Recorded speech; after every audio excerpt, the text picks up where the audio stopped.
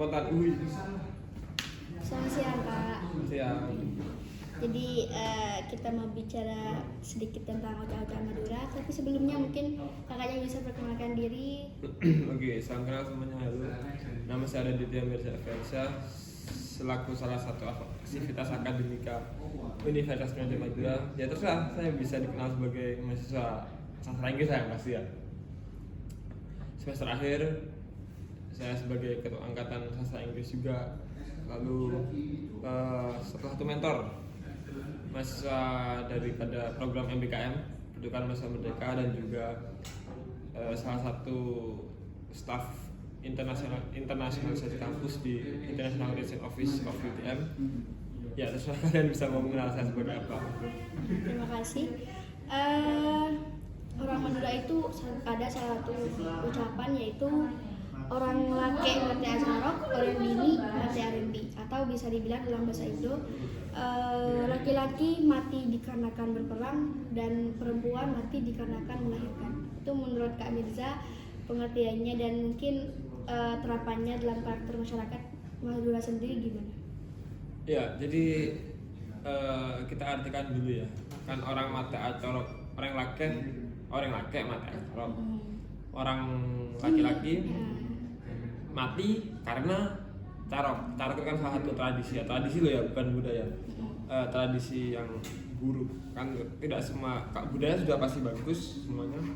Sementara tradisi itu tidak semuanya bagus, dan kebetulan carok ini tradisi yang jelek.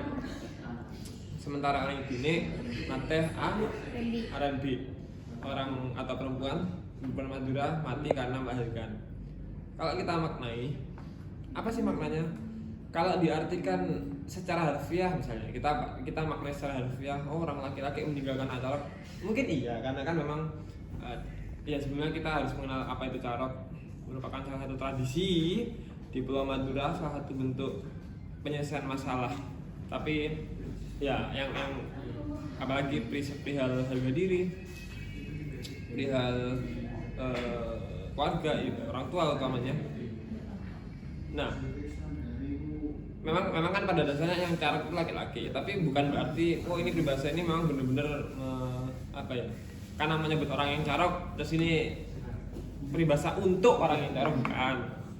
Tapi yang kita maknai sesuai dengan apa yang dirimu katakan tadi, mati karena berperang di lapangan. Maksudnya adalah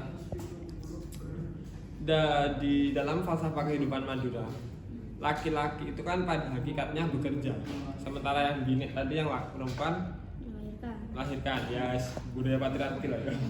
Nah, lo bisa berdiri begini. Nah terus maksudnya begini, kan orang laki-laki itu kan diharuskan bekerja. Memang iya bekerja di luar, dan entah sebagai apapun, pokoknya pekerjaannya di luar rumah. Nah, bisa jadi yang dimaksudkan mati di medan perang itu ya bisa jadi orang laki yang meninggal karena keseringan bekerja di luar rumah, sakit, kita kan kerja dan sebagainya. Intinya itu salah satu simbol yang dimana ini loh, orang laki itu benar-benar sepatutnya dan seyogianya mencari nafkah untuk keluarga. Sementara yang bini ngapain?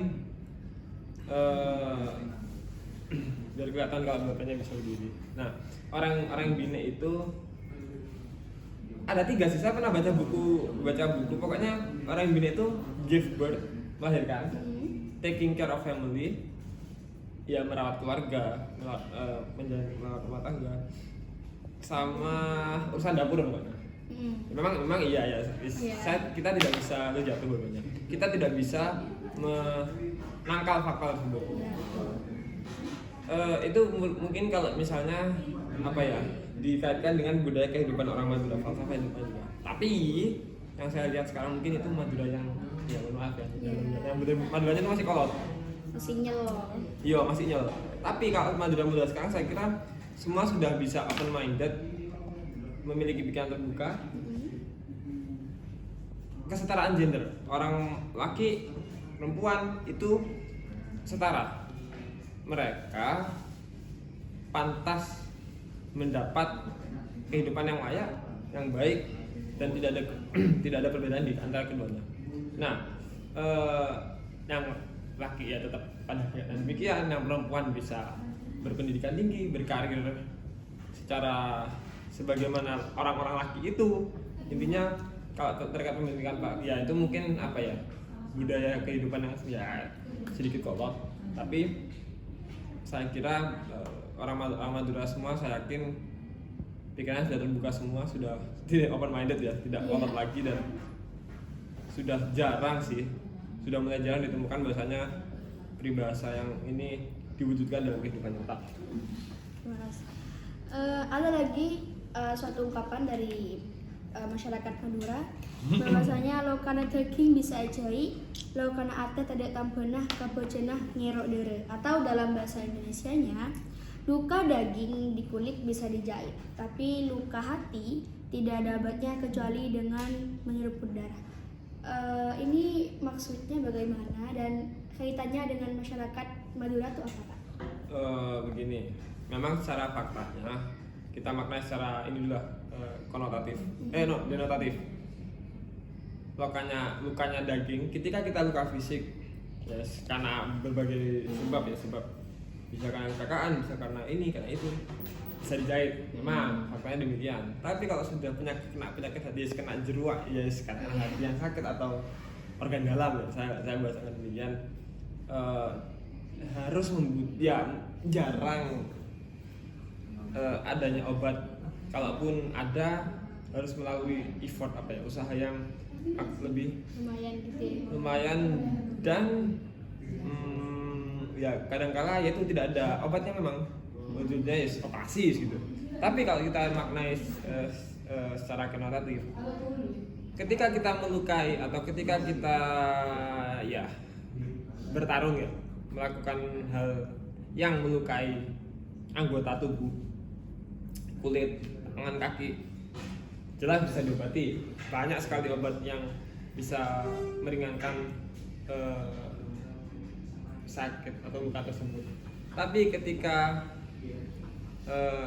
kena hati yang sakit, dalam artian gini, ketika orang bertutur kata, kan barangkali tidak semua apa yang kita katakan dapat diterima baik oleh ya interlokutor, lawan bicara kita, tidak terkadang tidak bisa diterima baik oleh orang lain. Setiap orang memiliki cara respon yang berbeda. Nah, kalau misalnya kamu salah dalam bertutur kata, kebetulan orang ini juga menerima atau mispersepsi maksudnya terhadap apa yang kamu katakan, itu tetap masih melukai hati. Bisa saja kita tidak sadar. Kita tidak sadar kalau apakah ini melukai hatimu atau tidak. Tapi kan bisa saja menyakiti hatimu tidak. Bisa saja orang ini kan sakit hati dan jujur, memang saya rasakan sendiri. Kadang masih kalau diingat masih sakit, itu maksudnya. Jadi kayak membekasnya itu terus dan obatnya apa biar bisa lupai? Jarang. Orang yang kalau sudah keinget sama satu hal berperilaku yang mana apa ya bisa menyebabkan kita sakit hati, ya itu jarang ada penawarnya. Maka dari itu pesan amanat dari patah ini tuh kayak gini loh. Kamu tuh kalau bertutur kata, berpendapat atau berperilaku hendaknya berhati-hati dan bisa menyesuaikan. Oh, kalau saya melakukan atau ngomong kayak gini di depan orang yang ini, ya fine aja mungkin kan. Ya itulah. Ketika saya bertutur kata dan berperilaku di depan orang ini yang apa ya, berpeluang salah menerima, salah tompo. Nah, itu maka dari itu kita harus apa ya sewajarnya dalam bertindak dan bertutur kata. Orang Madura pun begitu, seharusnya.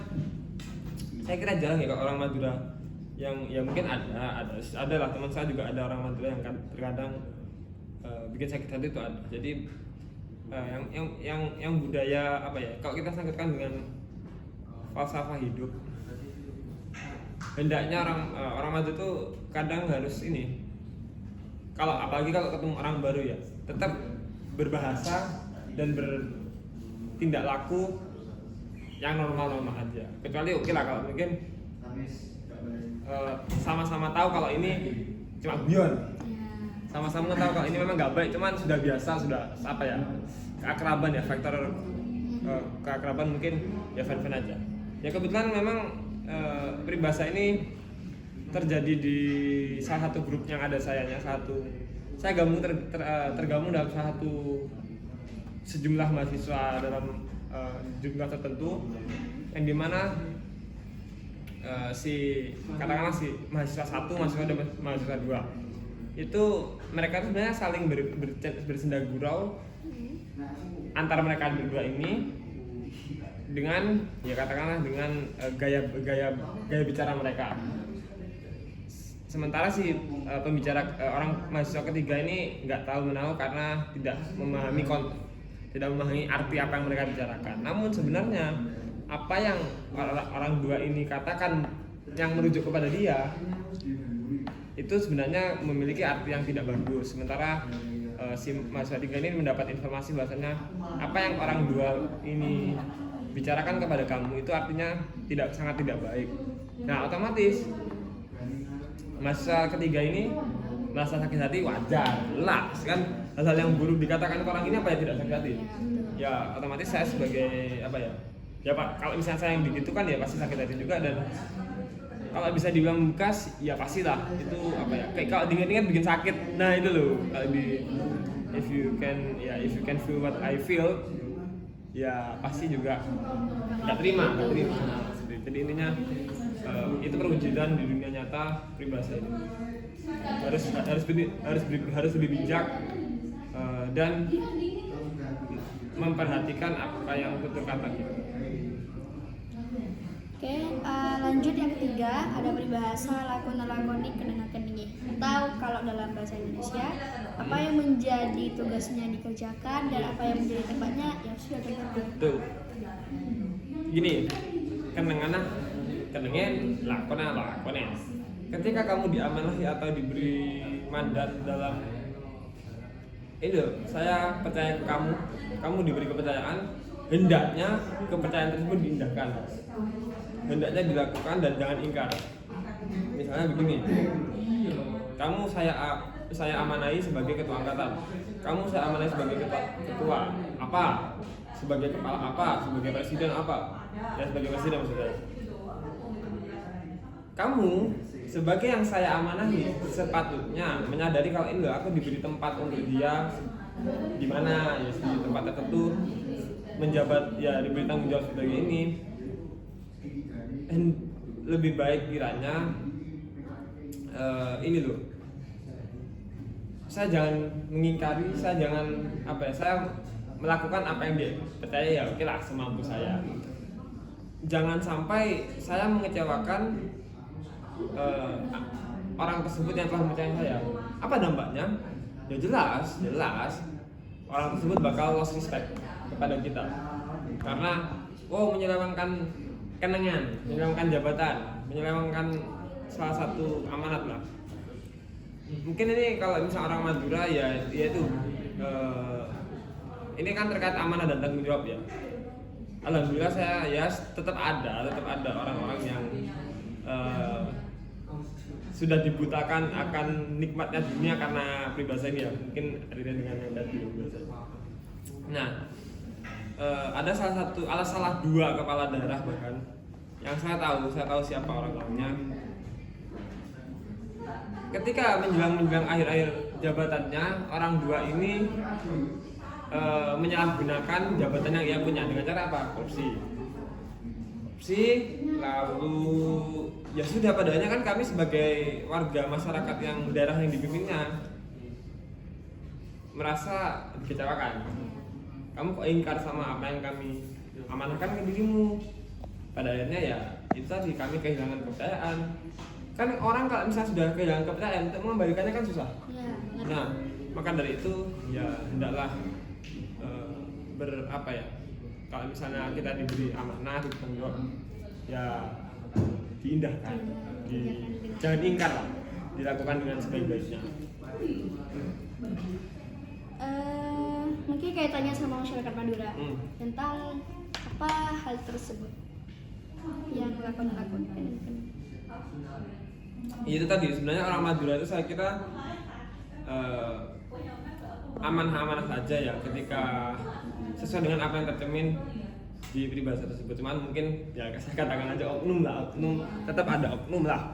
Kita tuh kalau hidup itu tidak jauh-jauh dari kata oknum yang tidak sesuai dengan falsafah hidup ini. Tapi itu tidak menutup fakta bahwa kan cuma dua. Masa kita menyamaratakan orang Madura begitu semua kan tidak bisa. Maka dari itu berarti tetap masih bisa disimpulkan bukan berarti karena dua orang ini lalu menodai ke nyebarang lainnya. Tetap orang Madura itu sangat aman dan sangat tanggung jawab ketika ya bukan jabatan aja sih, diberi tanggung jawab lah. Pasti dilakukan. Lakon Ya, betul. Nah terakhir tujuh pasepa ngucap tepat atau duduk yang nyaman berucap yang tepat. Nah menurut Anda sendiri nih apa yang arti dari pepatah ini dan apa sih kaitannya sama masyarakat Madura gitu? Tujuh pasepa duduklah dengan nyaman, ocak patepa, lalu berbicaralah dengan baik. Maksud dari ya maknanya ada itu tadi, maksudnya artinya ya. Kalau saya maknai pribadi tidak ada perbedaan antara ini dengan peribahasa di mana langit dipijak di situ langit dijunjung ya. Di mana bumi dipijak di situ langit dijunjung. Menurut saya, ketika kamu berada di suatu tempat tertentu, tojo patepa, berarti kamu ya sudah, kamu ketika tempat tersebut stay di tempat tersebut dengan mengindahkan berbagai peraturan, dengan berbagai norma hidup, peraturan adat.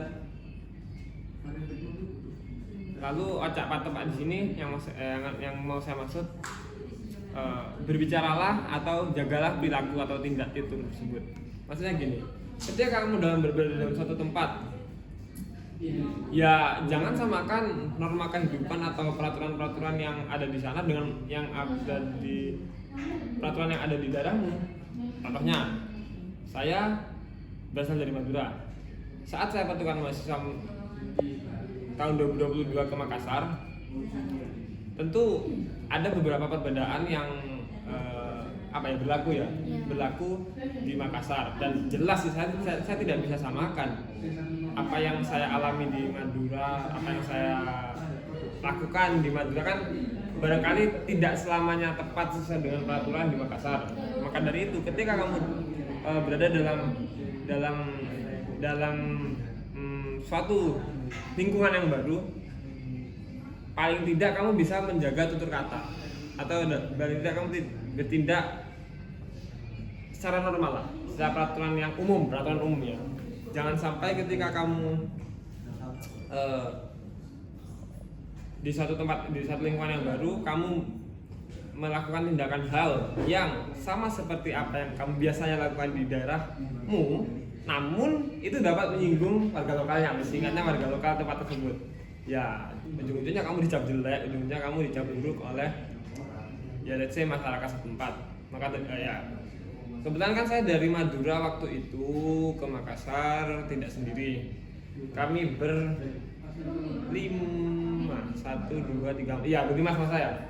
Nah, yes, tetap kami apapun peraturan nggak usah di Makassar deh, di kos saya aja, di pondok kami yang ternyata memang ada beberapa hal yang karena kan lingkungan kami itu lingkungan warga rumah sakit. Faktanya begitu. Saya tuh ngekos di Makassar tuh di belakang rumah sakit Unhas. Jadi lantai 1 kosan itu kebanyakan keluarga-keluarga yang wirawi di rumah sakit. Kami di lantai 2 sama lantai 3. Ya jelas dong, kami juga harus bersikap paling tidak tahu diri lah. Kalau misalnya kita tuh tidak cuma mahasiswa kayak aja, ada keluarga loh yang sakit di bawah. Dan ya itu peraturan dari bapak kos kami juga demikian. Sadar diri, kami sebagai orang Madura juga ya kan, point of view-nya kami ya, saya sebagai orang Madura dan 4 teman saya mengindahkan menghargai peraturan bapak kos tersebut, sadar diri dan ya, kalau tidak perlu dilakukan ya tidak usah gitu. Jangan terlalu sembrono juga ya kan, maknanya kan seperti itu. Kalau ya berarti saya juga sedikit kesimpulan, oh memang orang Madura pada dasarnya dimanapun dia sebenarnya berada, pokok dia sukunya Madura. Kan memang ada salah satu teman saya yang dia Madura tapi kuliah di Nusa Cendana, Nusa Tenggara Timur, sama di USU Sumatera Utara. Dia tempat tinggal di Sibolga tapi sukunya Madura gitu. Ya itu jadi saya simpulkan, oh ya memang sesuai dengan karakter orang Madura yang bisa memposisikan diri lah di mana dia berada. Jadi kayak orang Madura tuh emang menjaga itu ke tingkah laku mereka. Iya, karena itu ya menjaga nama baik suku lah ya. Iya betul. Jaga image suku. Jaga branding lah. Iya sih. Mungkin cuma itu, tapi mungkin ada Kak Mirza mau menyimpulkan sedikit atau mau berkata-kata lagi? Ya, saya kira cukup. Intinya orang Madura itu kan tidak bisa terpisah dalam ibaratnya cak-cak tadi itu menjadi pedoman hidup orang Madura. Ya. Jadi ya kita hidup juga tidak asal hidup sembrono gitu hitungannya kan, tapi tetap Semua ada aturannya. Semua ada aturannya, semua ada norma-normanya. Kasih kayak mungkin kita bisa diskusi di lain waktu lagi, dan see you. Ya.